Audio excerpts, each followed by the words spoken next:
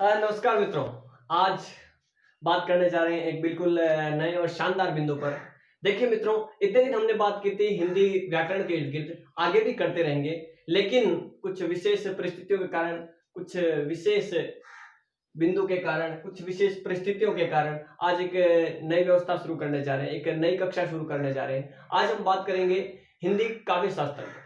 व्याकरण पर बात कर रहे थे इतने दिन हम, आज हम बात करेंगे काव्य शास्त्र पर। देखिए मित्रों, वर्तमान में कक्षा 12 हिंदी साहित्य की परीक्षा आने वाली है, नजदीक है। तो उसको मद्देनजर रखते हुए हमने ये फैसला लिया है कि उनके जो काव्य शास्त्र के जो भी बिंदु हैं उन पर भी हम थोड़ा सा ध्यान दें, उन पर थोड़ी सी बातचीत करें। क्या पता किसी भी व्यक्ति को थोड़ा सा भी फायदा हमारी वजह से हो सकता है। तो देखिए मित्रों, व्याकरण के जो बिंदु है हमारे वैसे ही आगे चलते रहेंगे। इसी बीच एक छोटा सा ब्रेक कह सकते हो आप इसे, एक नया रूप कह सकते हैं। अब हम बात करेंगे काव्य शास्त्र पर।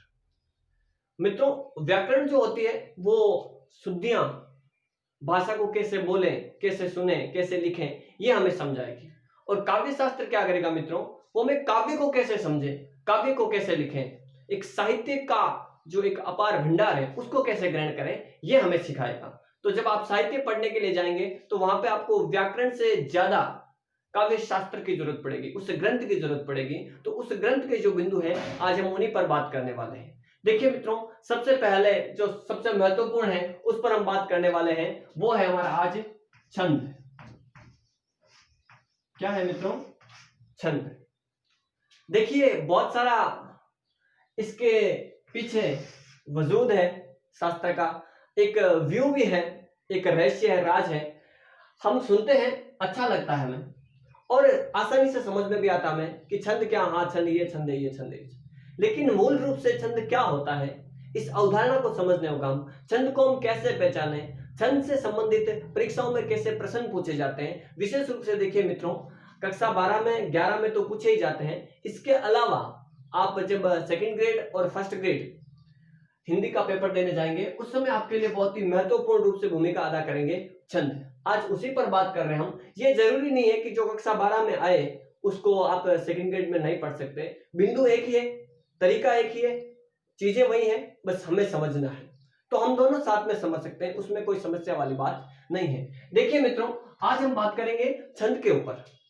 सबसे पहले छंद क्या है? देखिए मित्रों, लिखने की जो परंपरा है वो बहुत पहले से शुरू हुई है।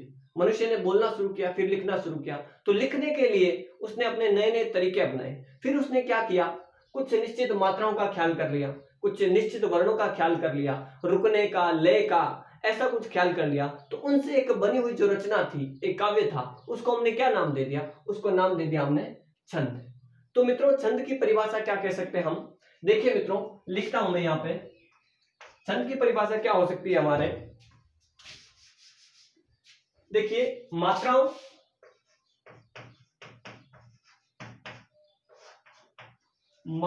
व वर्णों की संख्या व क्रम एवं गतियति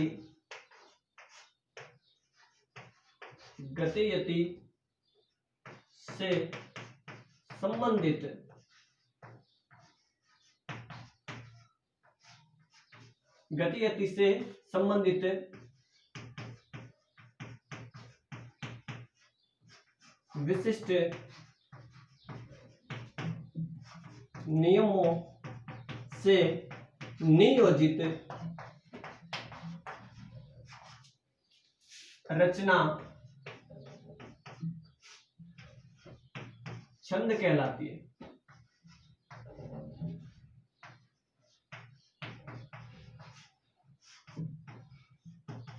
क्या कहलाती है मित्रों? छंद कहलाती है। देखिए, इस परिभाषा को समझते हैं हम, इसी से हमें समझ में आ जाएगा कि छंद क्या होता है। देखिए मित्रों, सबसे पहली बात यह है कि जब आप छंद का दिमाग में लाते हैं तो पहले हम ऐसे ही लाइनों को देखते हैं, ऐसे ही लाइनें लिखी हुई, ऐसे ही पंक्तियां, ऐसे ही पद लिखे हुए होते हैं। लेकिन जब उन पदों में हम मात्राओं का ख्याल रख लेते हैं, मात्राओं की एक निश्चित संख्या रखते हैं, निश्चित क्रम रखते हैं, या फिर हम वर्णों का एक निश्चित क्रम रखेंगे, निश्चित संख्या रखेंगे, उनकी यति गति, ये सब निश्चित रहेगा। उनसे भी और भी अधिक जो विशिष्ट नियम है हमारे काव्य शास्त्र के, उनको ध्यान में रख करके यदि हम कोई रचना करेंगे तो वो रचना क्या कहलाएगी हमारी? वो रचना छंद कहलाएगी। क्या कहलाएगी मित्रों? छंद कहलाएगी। जैसे कि देखिए, ऐसे गद्य के वर्तमान में जो हमारा आधुनिक काल है वो गद्य से भरा पड़ा है, उनमें जब हम देखेंगे तो छंद नहीं है, लेकिन जब अब कबीर, सूर, तुलसीदास के पास जाते हैं तो वहां पे छंदों की भरमार है। चाहे आप केशव को पढ़ो, चाहे पद्माकर को पढ़ो, चाहे चिंतामणि, मतीराम, किसी को भी पढ़ लें आप, चाहे आदि ग्रंथ वाल्मीकि से लेकर के चाहे वेदों में चले जाओ, छंदों की परंपरा शुरू से आ रही है। हाँ, हालांकि पहले उनको ऋचाएं कहा जाता था। तो देखिए मित्रों, ये छंद क्या हो गया हमारा? छंद हो गया, एक कोई पंक्ति लिखेंगे हम, एक कोई रचना करेंगे, तो उस रचना में हमें क्या करना है? उस रचना में हम अगर मात्राओं का ख्याल रखते हैं, हम मात्राओं की संख्या निश्चित रखते हैं, या वर्णों की संख्या निश्चित रखते हैं, या उनका क्रम निश्चित रखते हैं, उनकी गति से संबंधित नियमों की पालना करते हैं, तो अगर ऐसे नियमों की पालना करने के साथ में किसी रचना का निर्माण करते हैं तो वो रचना छंद कहलाएगी। क्या कहलाएगी मित्रों? छंद कहलाएगी। तो ये तो हुई छंद की बात। अब देखिए मित्रों, छंद के प्रकार कितने हैं? सीधी सी बात है, यहाँ पे देखिए दो नाम आए, मात्राओं और वर्णों। तो प्रकार भी कितने होंगे? छंद के प्रकार कितने होंगे मित्रों? दो प्रकार होंगे। कितने होंगे? दो प्रकार। सबसे पहला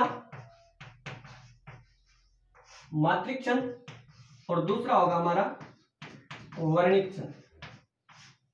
कई बार ऐसे प्रश्न भी पूछ लिए जाते हैं कि छंद कितने प्रकार के होते हैं, नाम बताओ। तो दो प्रकार के होते हैं, पहला है वर्णिक छंद और दूसरा है मात्रिक छंद। कुछ भी कहो, कोई फर्क नहीं पड़ता है। अब देखिए, मात्रिक छंद किसे कहेंगे? मात्रिक छंद का मतलब यह हो गया कि वह छंद जिसके अंदर सारे के सारे जो नियम हैं वो मात्राओं को ध्यान में रख करके लिए जाएंगे काम में। जैसे कि एक छंद लिखा मैंने और उसमें मात्राओं का ख्याल रखा मैंने कि एक क्रम में, एक चरण में 16 मात्राएं होगी, दूसरे में 16 होगी, अंत में लघु गुरु होगा या गुरु लघु होगा, या यहाँ पे यति होगी, यहाँ पे गति होगी, तो वो क्या होगा? वो मात्रिक छंद होगा, क्योंकि ध्यान किसका रखा हमने? मात्राओं का रखा। और उसी जगह अगर हम किसकी गणना करेंगे? वर्णों की गणना करेंगे। जैसे कि मैंने कह दिया कि एक पद के अंदर, एक चरण के अंदर 12 वर्ण होने चाहिए, नववर होना चाहिए, 7 जगन होने चाहिए, 7 बगड़ होने चाहिए, एक गुरु होना चाहिए। तो ये क्या कर लिया हमने मित्रों? ये हमने वर्ण गिन लिए। क्या कर लिए? वर्ण गिन लिए। ध्यान रखना, जब हम मात्राओं की गिनती करेंगे तो मात्रिक छंद, और यदि हम वर्णों की गिनती करेंगे तो वर्णिक छंद। नियम देखना, कौन सा नियम वहां पे सही और उचित उपयुक्त है। जो नियम उपयुक्त है वो वही छंद होगा। अगर मात्राओं का उपयुक्त है तो मात्रिक होगा, और यदि वर्णों का उपयुक्त है तो वर्णिक होगा। देखिए मित्रों, आगे बात करते हैं। ये तो हुआ मुख्य रूप से छंदों के प्रकार, वर्णिक और मात्रिक। इनके अलावा भी अब और उपभाग में होते हैं छंदों के प्रकार। वो कितने होंगे? तो एक छंद के 3 प्रकार हो सकते हैं। कौन कौन से? देखिए मित्रों, सबसे पहला होगा शम छंद। कौन सा होगा? सम छंद। उसके बाद में कौन सा होगा? अर्धसम। कौन सा होगा मित्रों? अर्धसम। और उसके बाद में कौन सा होगा? विषम छंद। ये देखिए मित्रों, सबसे पहले हमने देखा छंद की परिभाषा, फिर छंद के प्रकार, और अब इनके उपभाग हैं, उप प्रकार है एक तरीके से हम कह सकते हैं। इन गिनती में, इस संख्या में हमने कितने तरीके से बांट दिया छंदों को? 3 तरीके से। एक समछंद होगा, दूसरा अर्धसम होगा, और तीसरा विषम होगा। सम की विशेषता क्या है मित्रों? गणित हमने पढ़ी है, हम जानते हैं। सम का मतलब है समान, बराबर। यानी कि यदि किसी छंद में 4 चरण हैं तो उस चारों चरणों में क्या होगी? चारों चरणों में समान मात्राएं होगी, या चारों चरणों में समान वर्ण होंगे, तो वो क्या कहलाएगा? वो सम छंद कहलाएगा। क्या कहलाएगा? सम छंद। यदि चारों पंक्तियों में मात्राएं समान है तो सम मात्रिक छंद हो जाएगा, और यदि वर्ण समान है तो वो क्या हो जाएगा? वो वर्णिक हो जाएगा। जैसे कि बात करूं मैं, लिख लिया होगा आपने, देखिए जैसे कि मैं बात करूं, एक हमारा छंद है, हमने ले लिया हरि गीतिका। कितनी होती है मित्रों? 28 मात्राएं होती है। कितनी होती है मित्रों? 28 मात्राएं। प्रत्येक चरण में 28 मात्राएं होती है, यह हरि गीतिका की विशेषता है। तो हर चरण में यदि 28 मात्राएं हैं तो ये क्या हो गया? समान बात है, ये तो समान है। मात्राएं, तो कौन सा छंद होगा वो सम छंद होगा। कौन सा होगा मित्रों? सम छंद। ये सम कौन सा हो गया? सम मात्रिक छंद, क्योंकि यहाँ पे समान क्या है? 28 क्या है मित्रों? 28 मात्राएं हैं। क्या है? मात्राएं। तो यदि चारों चरणों में समान मात्राएं हैं तो सम मात्रिक छंद, और यदि चारों चरणों में समान वर्ण है, जैसे कि मैंने कह दिया एक हमारा छंद होता है द्रुत विलंबित। कौन सा होता है मित्रों? द्रुत विलंबित। लिख देता हूं मैं यहां पे।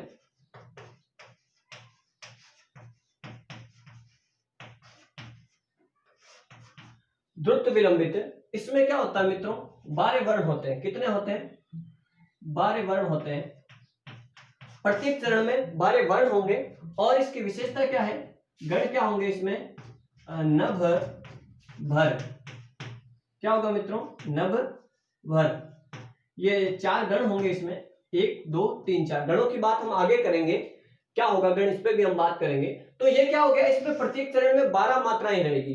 तो यदि माफ कीजिएगा 12 वर्ण रहेंगे, तो यदि वर्णों का ख्याल रखा जाएगा तो वो वर्णिक है, और यदि मात्राओं का ख्याल रखा जाएगा तो वो मात्रिक है। और सम मतलब सभी चरणों में समान मात्राएं हैं तो सम मात्रिक छंद, सभी चरणों में समान वर्ण है तो क्या हो जाएगा? समवर्णिक छंद। उसी प्रकार से अर्ध सम, अर्ध सम में क्या होगा मित्रों? जिसमें 2-2 चरण समान होंगे। जैसे कि एक पद है हमारा, उसमें 4 चरण है, ये समझ में आ गया होगा आपको। एक पद है हमारा, उसमें 4 चरण हो गए, जैसे ये पहला, ये दूसरा, ये तीसरा और ये चौथा। ये 4 चरण हो गए। कितने हो गए मित्रों? 4 चरण हो गए। इन चारों चरणों में क्या होगा? 2-2 में समान मात्राएं होगी। जैसे कि हम पढ़ते हैं दोहा और सोरठा, वो हमारा क्या होता है मित्रों? वो अर्ध सम है, यानी कि आधा सम है। 2 समान और 2 समान, तो आधा सम होगा तो वो क्या कहलाएगा? अर्ध सम कहलाएगा। यानी कि 2 चरण तो समान होंगे लेकिन 2 समान नहीं होंगे, यानी 2-2 चरण समान होंगे। जैसे कि मैं बात करूं, यहाँ पे भी 13 और यहाँ पे भी 13, यहाँ पे 11 और यहाँ पे भी 11, तो ये क्या हो जाएगा मित्रों? ये अर्धसम हो गया। दोहा छंद की अगर हम बात करें तो उसके विषम जो चरण होते हैं, यानी कि पहले और तीसरे, इसको क्या कहते हैं मित्रों? विषम चरण। तो पहले और तीसरे चरण में कितनी मात्राएं होती है? 13-13 मात्राएं होती है। और सम चरण में दूसरे और चौथे में कितनी होती है? 11-11 मात्राएं होती है। कितनी होती है मित्रों? 11-11। तो 2-2 चरण समान हो रहे हैं, इसका मतलब क्या है? पूरे चरण समान नहीं है, आधे आधे समान है, तो वो हो गया अर्धसम। क्या हो गया मित्रों? अर्धसम। और अब पीछे क्या बचा? विषम, यानी कि जिसके अंदर कोई भी चरण एक समान नहीं होगा। क्या होगा मित्रों? कोई भी चरण समान नहीं होगा, वो किस में आएंगे? विषम में आएंगे। चलिए आगे बात करते हैं। तो मित्रों ये तो हुई हमारे छंदों की बात। कितने प्रकार हुए? मात्रिक वर्णिक हम समझ गए, सम अर्धसम और विषम भी हम समझ गए। अब हम बात करते हैं कि इन छंदों को कैसे जाना जाए, मात्राओं को कैसे पहचाने, मात्राएं गिनने का तरीका क्या होगा हमारा, कैसे पहचाने हम कहां पे कितनी मात्राएं हैं। तो देखिए कुछ ऐसे पारिभाषिक शब्द हैं, उनकी पहले मैं थोड़ी सी पहचान यहाँ पे बता देता हूं। देखिए मित्रों, सम विषम आपको पता चली गया।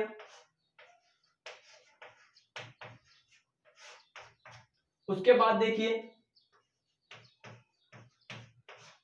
चरण, पद आपको पता ही है। उसके बाद देखिए मित्रों गण। उसके बाद देखिए लघु, गुरु। ध्यान रखिएगा गुरु में छोटी ऊ की मात्रा आएगी, छोटे ऊ की। गुरु का मतलब होता है बड़ा, भारी। आगे देखिए यति, गति, तुक। ये कुछ पारिभाषिक शब्द हैं, इन पर हम पहले बात कर लेते हैं जो हमारे छंदों में सबसे महत्वपूर्ण रहेंगे। देखिए सबसे पहला है सम, इसका मतलब हो गया समान, ये अभी हमने बात की थी। विषम क्या हो जाएगा मित्रों? जो समान नहीं है। तो सम चरण कहें तो कौन सा होगा? दूसरा और चौथा। विषम चरण कहें तो पहला और तीसरा। ये आपने सम विषम संख्याएं पढ़ी है गणित में। अब चरण क्या हो गया? जो एक पंक्ति होती है उसे हम क्या कहते हैं? चरण कहते हैं। क्या कहते हैं मित्रों? चरण कहते हैं। जैसे कि एक ये पद लिख दिया मैंने, ये तो इसमें कितने चरण हो गए? ये 4 चरण हो गए। जैसे कि पहला, दूसरा, तीसरा, चौथा, ये 4 चरण। इन चारों चरणों का एक क्या बन गया? पद बन गया। समझ गए मित्रों? चरण भी क्या होता है और पद भी क्या होता है। अब देखिए गण क्या होता है। गण मित्रों वर्णों का समूह होता है। क्या होता है? वर्णों का समूह है। जिस प्रकार से हम मात्राएं गिनते हैं उसी प्रकार से हम वर्णों की भी गिनती करते हैं। तो उन वर्णों की गिनती करने के लिए एक तरीका बनाया गया जिसको नाम दे दिया हमने गण। एक आप कह सकते हो मापन की पद्धति बनाई गई है, एक नापतोल का तरीका है ये। गण किसे कहेंगे? वर्णों के समूह को। किसे कहेंगे मित्रों? वर्णों के समूह को गण कहते हैं। एक गण में कितने वर्ण होते हैं? 3 वर्ण होते हैं। कितने होते हैं मित्रों? 3 वर्ण बराबर एक गण। ये सामान्य सा परिचय है, आगे हम जब पढ़ेंगे तब मैं आपको विस्तार से बताऊंगा गण क्या होता है। ये पारिभाषिक शब्दों का मतलब है, जब भी अब आगे हम इन शब्दों का नाम लेंगे तो आपकी समस्या नहीं होनी चाहिए। गण कहते ही समझ जाना चाहिए आपको कि वर्णों की बात चल रही है, वर्णों का समूह है और एक गण में कितने होते हैं? 3 वर्ण होंगे। जैसे कि समूह है, ये शब्द लिखा हुआ है, इसमें क्या हो गया? ये एक गण हो गया, यानी कि इसमें 3 वर्ण है, 1 वर्ण, 2 वर्ण और 3 वर्ण। तो ये वर्णों का समूह जो होता है उसे क्या कहते हैं? हम गण कहते हैं। अगला देखिए लघु गुरु। ये क्या है मित्रों? ये मात्राएं हमारी। क्या है? मात्राएं। जब आप वर्णिक छंदों को गिनोगे, गिनती करोगे तो वहां पे क्या होगा? गण उपयोग में आएगा। और यदि आप मात्रिक छंदों की गिनती करोगे तो वहां पे लघु और गुरु ये मात्राएं काम आएगी। लघु का मतलब होता है एक मात्रा जिसका प्रतीक चिन्ह ऐसे होता है। क्या होता है मित्रों? ऐसे होता है। और गुरु का मतलब होता है 2 मात्राएं जिसका प्रतीक चिन्ह ऐसे होता है। ये देखिए, ये 5 टाइप से लिखते हैं हम इसको ऐसे, आप समझ जाइएगा। ये जहां पे लिखा रहेगा इसका तात्पर्य ये गुरु है और ये लघु है। तो लघु का मतलब हो गया एक मात्रा। क्या हो गया मित्रों? एक मात्रा। और गुरु का मतलब हो गया 2 मात्रा। तो बार बार ये शब्द दोहराने की जरूरत नहीं हमें। यदि आपने लघु बोल दिया, गुरु बोल दिया, तो आपको समझ जाना है लघु का मतलब 1 मात्रा और गुरु का मतलब 2 मात्रा। अब देखिए ये चिन्ह भी समझ जाना आपको। ये चिन्ह क्या है? इसका मतलब 1 मात्रा होगा और इसका मतलब 2 मात्रा। ये लघु का है और ये गुरु का है। चलिए आगे बात करते हैं। यति क्या होता है मित्रों? यति का मतलब होता है रुकना। जैसे कि हम आगे पढ़ेंगे तो हमारे आएगा कि 16 और 12 पर यति। जैसे कि आप हरि गीतिका को पढ़ोगे तो हरि गीतिका में क्या होता है मित्रों? 16 और 12 पर यति होती है। एक उसके एक चरण में कितनी होती है? 28 मात्राएं होती है। कितनी होती है मित्रों? 28 मात्राएं होती है। और 28 मात्राओं में इधर 16 रहेगी और इधर 12 रहेगी। तो 16 मात्राओं पर यति का मतलब होता है रुकना। क्या होता है मित्रों? रुकना। तो 16 मात्राएं जब भी खत्म होगी तो यहाँ पे आपको क्या करना? हल्का सा रुकना है और फिर दूसरे चरण की शुरुआत करनी है। उसमें यति कहाँ होगी? 12 मात्राओं पर। कितने मात्राओं पर? 12 मात्राओं। तो यति का मतलब क्या हुआ? रुकना। जैसे कि आपको कहा जाएगा कि 16 पर यति, 12 पर यति, तो ये यति क्या मतलब? 16 पर रुकना है आपको। ये छंद को पढ़ने का तरीका है मित्रों। एक अच्छी शैली में हम छंद को कैसे पढ़ें जिससे हमें समझ में आ सके। अगला है आपका गति। तो गति का मतलब है लय। जैसे कि आपने देखा होगा अधिकतर हमारे आसपास सुंदरकांड के पाठ होते रहते हैं, भागवत कथाएं पढ़ी जाती है, तो वहां पे जो सज्जन पुरुष होते हैं वो गति का और यति का विशेष रूप से ख्याल रखते हैं। यति का मतलब होता है रुकना और गति का मतलब होता है लय।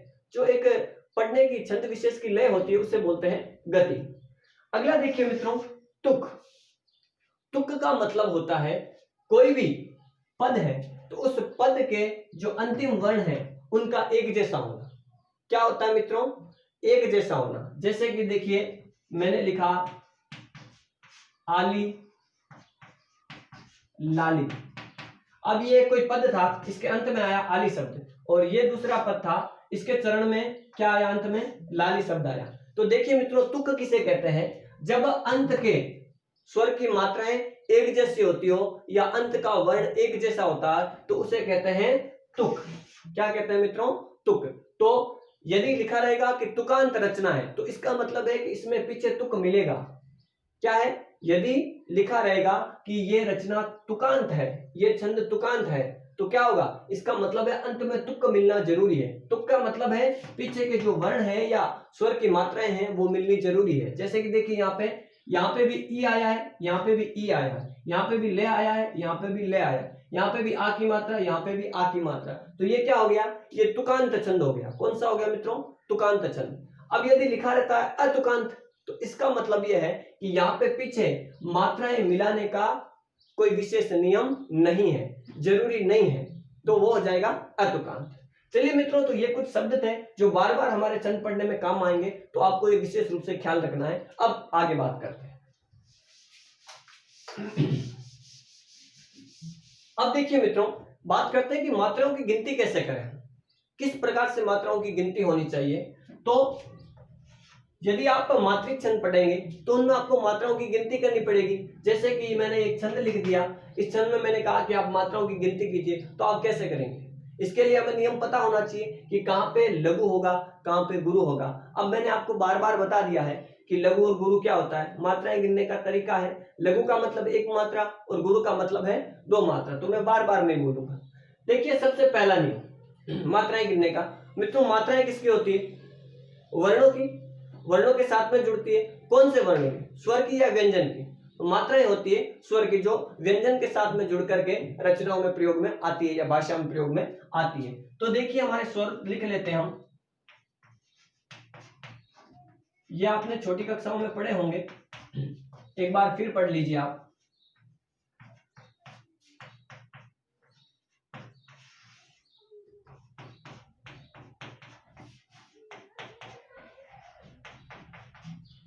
देखिए मित्रों,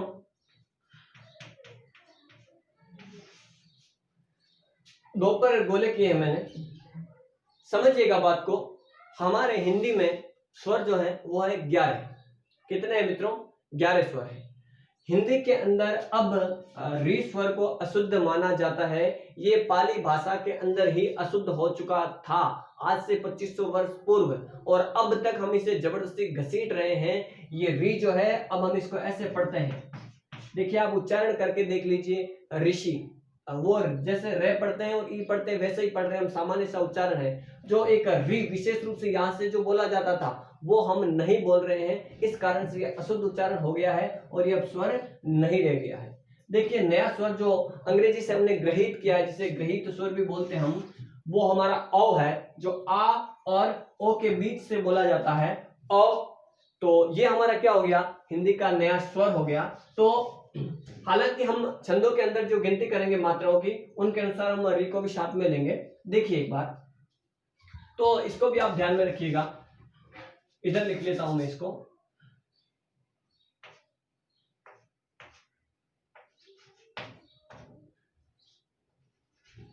अब देखिए मित्रों, अ की मात्रा कितनी होगी? 1 लघु। आ की कितनी होगी? 2। तो 2 को कैसे लिखेंगे? गुरु। ओ की वो भी होगी गुरु। ई की लघु। इस ई की गुरु। ऊ की लघु। ऊ की गुरु। री की लघु। देखिए मित्रों, हमारे हिंदी में जो री प्रयुक्त में आती है, जो संस्कृत से कुछ शब्द आए हैं उनके साथ में जो री है वो छोटी री है। संस्कृत के अंदर री के दो प्रकार है, लघु और गुरु। उसमें देखिए ये ऐसे लिखी जाती है, ये तो क्या हो गई आपकी छोटी री हो गई। अब इसको भी ऐसे कर दोगे आप साथ में तो ये बड़ी हो जाएगी, तो उसका गुरु के अंदर गणना की जाती है। अब देखिए आगे, ऐ का क्या होगा? गुरु। ए का गुरु, ऐ का क्या होगा? गुरु। ओ का क्या होगा? गुरु। और औ का क्या होगा? गुरु। ये मित्रों मात्राएं हैं हमारी, देख लीजिएगा आप अच्छे तरीके से। अ की एक मात्रा, आ की दो मात्रा, यानी कि गुरु। औ गुरु, ई लघु। ई गुरु। उ लघु। उ गुरु।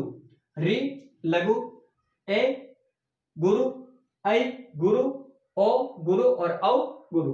तो ये बेसिक सी मात्राएं हैं जिनको हमें समझना है। बार बार जितने भी छंद पढ़ेंगे हम, आज से नहीं, जब आप प्राचार्य बन जाओगे, चाहे आप यूनिवर्सिटी में जाओगे, चाहे कहीं भी पढ़ोगे, आप हिंदी को अगर पढ़ोगे, आप काव्य शास्त्र को अगर पढ़ोगे, तो आपको इन चीजों को ध्यान में रखना जरूरी है।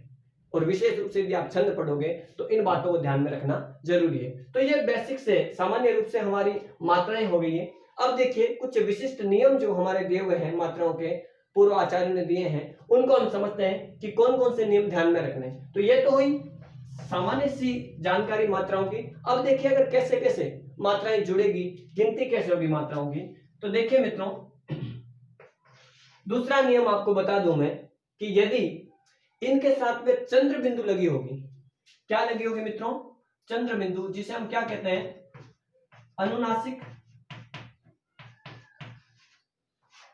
ये स्वरों की विशेषता होती है मित्रों, स्वरों के साथ में ही जुड़ती है। ये संस्कृत में नहीं थी, हमारे हिंदी में ही आई है। यदि ये ऐसा लिखा रहता है तो इसकी मात्रा कितनी होगी, एक ही होगी। ध्यान रखना मित्रों इस बात का, क्योंकि चंद्र बिंदु की कोई विशेष मात्रा नहीं जुड़ती है, इसको बोलने में ज्यादा समय नहीं लगता है। मात्राओं का मतलब क्या हुआ, लघु में मतलब बोलने में कम समय लगेगा तो एक मात्रा, गुरु में बोलने में ज्यादा समय लगता है तो उसकी दो मात्रा। तो जब हम किसी स्वर के साथ में चंद्र बिंदु जोड़ते हैं, अनुनासिक जोड़ते हैं, तो क्या होगा, उसके बोलने में ज्यादा समय नहीं लगता है। इस कारण से इसकी मात्रा एक ही रहेगी। जैसे कि ये ऐसा लिखा रहेगा तो इसमें इसकी मात्रा यदि गुरु है तो वो आ के कारण है। यहाँ पे इसमें मात्रा कितनी रहेगी मित्रों, एक ही रहेगी। जैसे कि देखिए ये ई है तो इस पे ऐसा लिखा रहेगा तो कितनी होगी, एक ही होगी। अब जैसे कि देखिए ये ऐसे कर दिया मैंने, तो क्या हो जाएगी मित्रों, ये छोटी ई है, इसके साथ में ये क्या है मित्रों, ये चंद्र बिंदु है और इसकी मात्रा नहीं जुड़ती है। तो ये दूसरा नियम लिख लीजिए आप, कौन सा, अनुनासिकता वाला, कि यदि स्वर के साथ में अनुनासिकता जुड़ी हुई है, ये चंद्र बिंदु जुड़ी हुई है, तो इसकी कोई मात्रा नहीं जुड़ेगी। ये देखिए ये लघु ही रहेगा, ये गुरु ही रहेगा और ये लघु ही रहेगा। तो ये दूसरा नियम हो गया हमारा। जैसे कि कुछ शब्द लेते हैं हम, देखिए मित्रों, जैसे कि मैंने लिखा, लिख देता हूं मैं कुछ,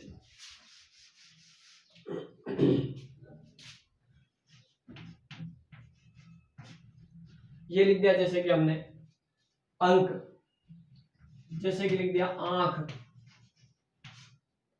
अब इसकी कितनी मात्रा होगी, लघु लघु, इसकी कितनी होगी, गुरु और लघु। जैसे कि मैंने देखिए लिख दिया किंचित, क्या लिख दिया मित्रों, किंचित लिख दिया, तो इसकी क्या होगी, इसकी भी, ये क्या है मित्रों, यहाँ पे ध्यान रखना है विशेष रूप से, यदि बिना मात्राओं वाले स्वर हैं उनके ऊपर चंद्र बिंदु लगाएंगे तो ऐसे लगेगी, और ये जो मात्राओं वाले हैं, चाहे ई हो, चाहे ए हो, आई हो, चाहे अ हो, चाहे औ हो, इनके ऊपर यदि चंद्र बिंदु लगेगी तो वो इस बिंदी के रूप में लगेगी। तो इसको हमें अनुस्वार नहीं समझना है, ये चंद्र बिंदु है हमारी, क्या है मित्रों, चंद्र बिंदु है जो इस ईश्वर के साथ में जुड़ी है। तो इसकी मात्रा भी कितनी रहेगी, लघु ही रहेगी। कितनी रहेगी, लघु, इसकी भी लघु, इसकी भी लघु। तो ये दूसरा तरीका हो गया हमारा। अगला देखिए मित्रों क्या होगा, अब है हमारा अनुस्वार। क्या है मित्रों, अनुस्वार।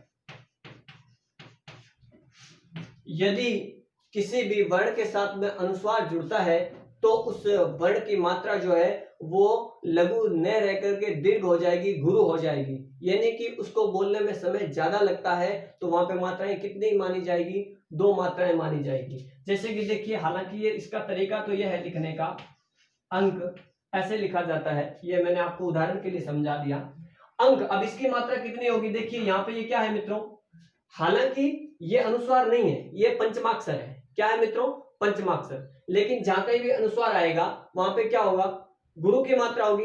और आपको पता हो तो हमारे हिंदी विभाग ने 1963 में क्या हुआ कि जो पंचमाक्षर है उनको लिखने का तरीका बना दिया अनुस्वार, कि जो भी पंचमाक्षर है उनको आप अनुस्वार लिख सकते हो। इस नाम को हम ऐसे भी लिख सकते हैं और इस नाम को हम ऐसे भी लिख सकते हैं।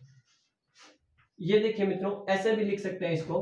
तो हुआ क्या है, ये था, इसको हमने अनुस्वार बना दिया।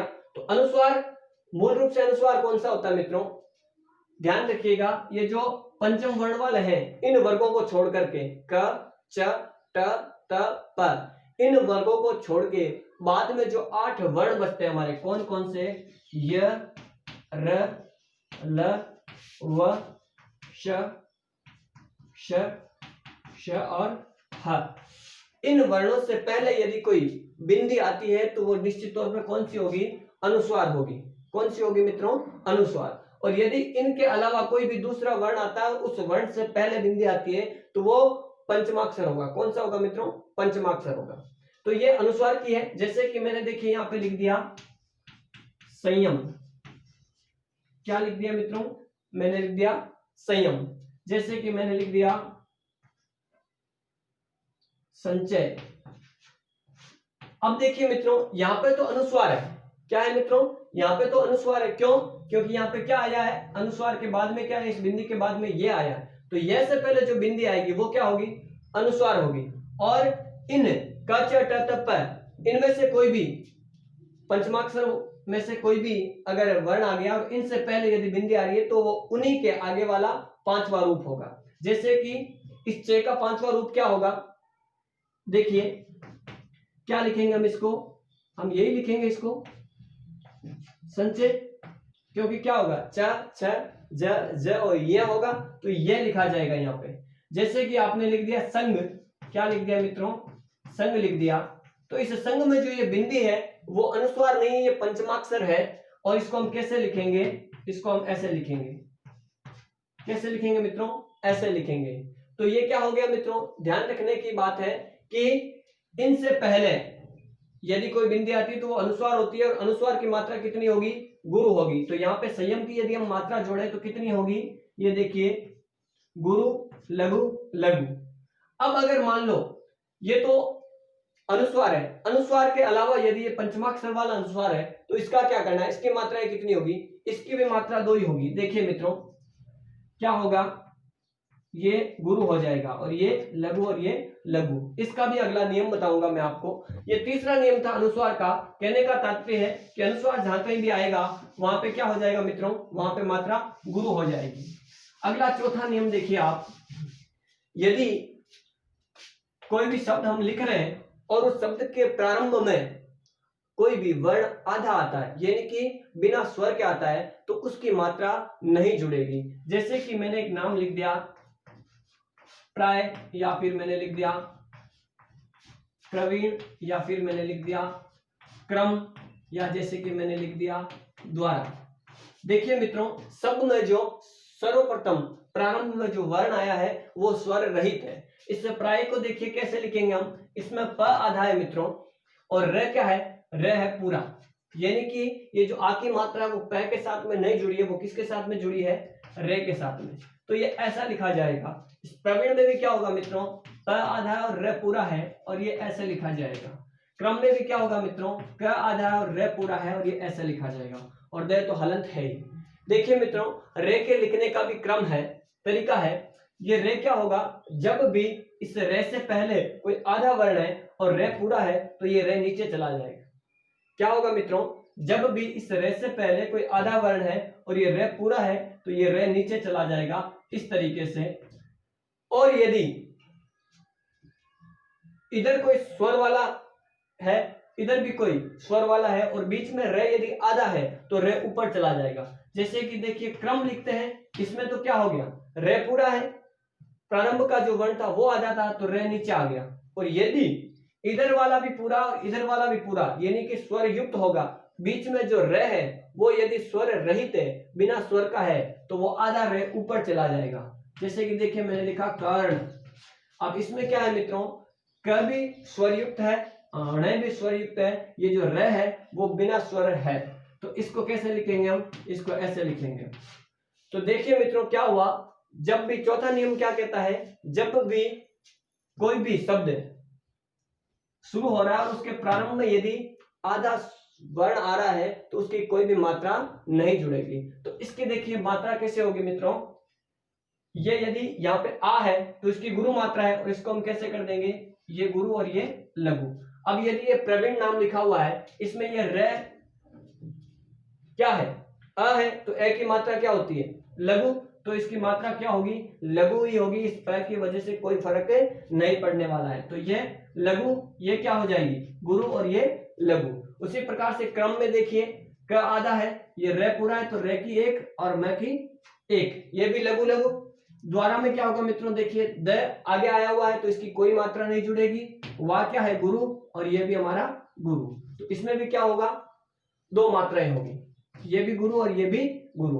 तो चौथा नियम क्या समझ में आया मित्रों में, कि यदि किसी शब्द के प्रारंभ में आधा वर्ण आ रहा है तो उसकी मात्रा नहीं जुड़ेगी, ये लिख लीजिए आप।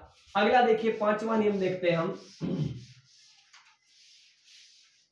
इसके साथ में यहाँ पर संयुक्त अक्षर वाला नियम समझ सकते हैं, जैसे कि मैंने लिख दिया यहाँ पे क्षमा, ये यही नियम था। जैसे कि मैंने लिख दिया श्रम, इसमें क्या होगा, इसका टुकड़ा करेंगे तो क्या होगा मित्रों, इसमें क आधा है और श के साथ में मात्रा है, तो बात वही है, ये आधा आ गया तो समझाने की जरूरत नहीं है। इसमें भी क्या होगा, ये से ये वाला है जिसको हम लिखते कैसे, जब भी इस से सर्जम वाला जो है हमारा, जो तालव्य से है हमारा, इसको यदि आपको आधा लिखना है, स्वर रहित लिखना है, और यदि इसके साथ में र या री जोड़ना है, तो इसका जो रूप है वो ऐसा बन जाता है।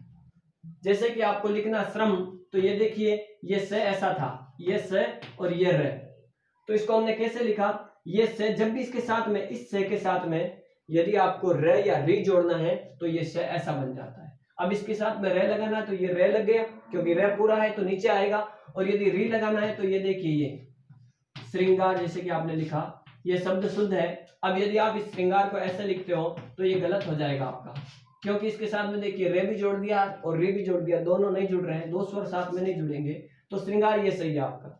तो देखिए मित्रों, ये भी आपको समझ में आ गया होगा। क्या हुआ, क्षमा में क्या होगा, ये क और श था, ये क आधा और ये श पूरा और ये म, तो बना क्या, लघु गुरु, इसकी भी मात्रा लघु और इसकी गुरु, तो इसकी क्या होगी, लघु लघु, ये उसके जैसा ही नियम है। अगला देखिए हमारा पांचवा नियम।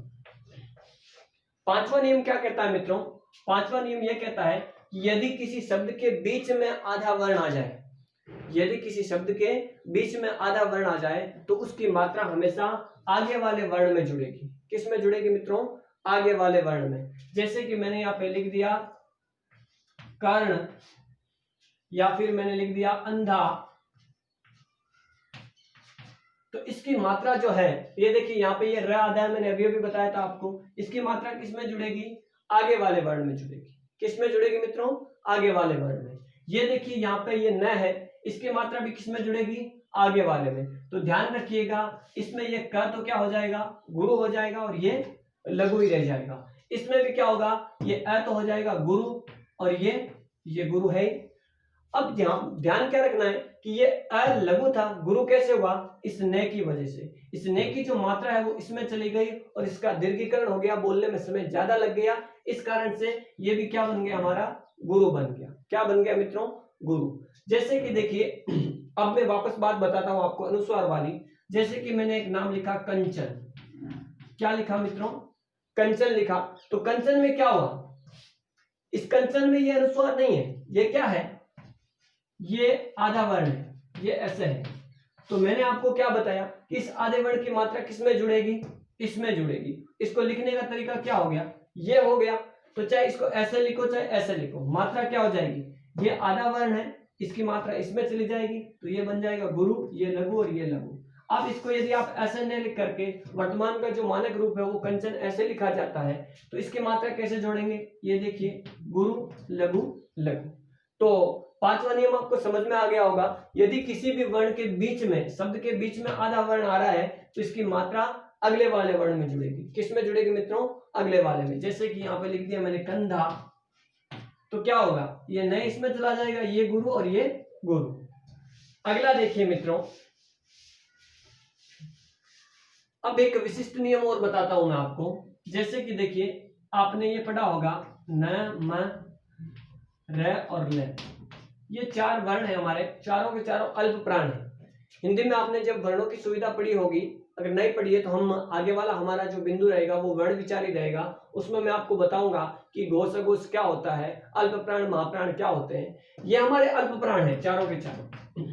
हिंदी के अंदर इन चारों के नए महाप्राण व्यंजन बन चुके हैं, नए महाप्राण। और ध्यान रखिएगा मित्रों, अल्प प्राण और महाप्राण ये बोलने में थोड़ा सा फर्क है, लेकिन मात्राएं दोनों की एक जैसी रहती है। जैसे कि देखिए, क क्या है आपका अल्प प्राण है, ख क्या है महाप्राण, तो दोनों की मात्रा क्या रहेगी, लघु लघु रहेगी। महाप्राण बनने से मात्राएं नहीं बढ़ जाती है। तो ध्यान रखिएगा, इन चारों के जो नए महाप्राण व्यंजन है वो कौन कौन से हैं। देखिए, न का बना है न, यानी कि ये आधा वर्ण और इसके साथ में है जुड़ जाता है, ये हिंदी का नया महाप्राण है। क्या है मित्रों, हिंदी के नए महाप्राण है। ये कैसे है महाप्राण, अभी इसको भी हम समझेंगे। न, मह, रह और लह, ये यदि कहीं आपको लिखे हुए मिलते हैं तो वहां पे क्या होगा, इसकी कोई भी मात्रा गुरु नहीं होगी। जैसे कि देखिए मित्रों, मैंने लिख दिया कन्हैया।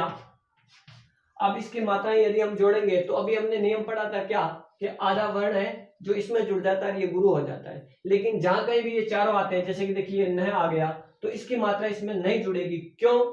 क्योंकि ये हमारे हिंदी का नया महाप्राण है, तो ये तो इसके साथ में जुड़ा हुआ है, तो इसको आप इसके साथ में नहीं जोड़ सकते। कारण क्या है मित्रों कि ये इसके साथ में नहीं पढ़ा जाएगा, ये इसके साथ में ही पढ़ा जाएगा।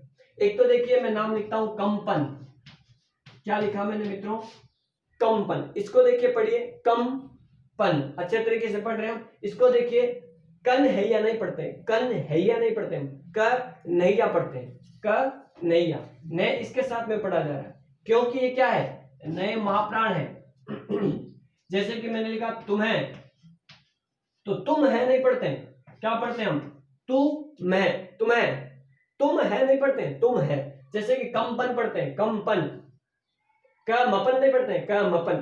कंपन पढ़ते हैं। उसी प्रकार से इसको क्या पढ़ते हैं? इसको कन हैया नहीं पढ़ते हैं, क नैया पढ़ते हैं। इसको तू मैं पढ़ते हैं। ये हमारे हिंदी के नए महाप्राण है, और महाप्राण की मात्रा कितनी होती है?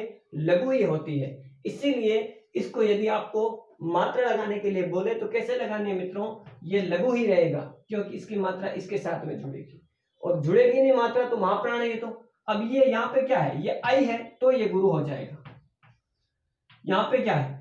इसका भी गुरु। अब कंपन में क्या होगा? ये तो गुरु हो जाएगा, ये लघु लघु, लेकिन यहाँ पे ये गुरु नहीं होगा, ध्यान रखना इस बात का। जैसे कि तुम्हें है देखिए, तो यहाँ पे भी क्या हुआ? होना तो ये चाहिए था कि मैं की मात्रा इसके साथ में जुड़नी चाहिए थी, क्योंकि अभी हमने पढ़ा था, लेकिन ये मैं आधा नहीं है, ये महाप्राण व्यंजन है, मैं और है साथ में है, तो इसलिए ये आपका लघु ही रहेगा और ये गुरु हो जाएगा। उसी प्रकार से देखिए एक और शब्द लिखा मैंने, जैसे कि तुम्हारा। अब इसको हम तुम हारा नहीं पढ़ते हैं, तुम हारा नहीं पढ़ते, तू महारा पढ़ते हैं, तू महारा ऐसे पढ़ते हैं, तो ये क्या होगा? ये लघु रह जाएगा, ये गुरु और ये गुरु। तो ये देखिए मित्रों, ये भी एक हमारा विशिष्ट नियम है, ध्यान रखना है आपको इस बात का।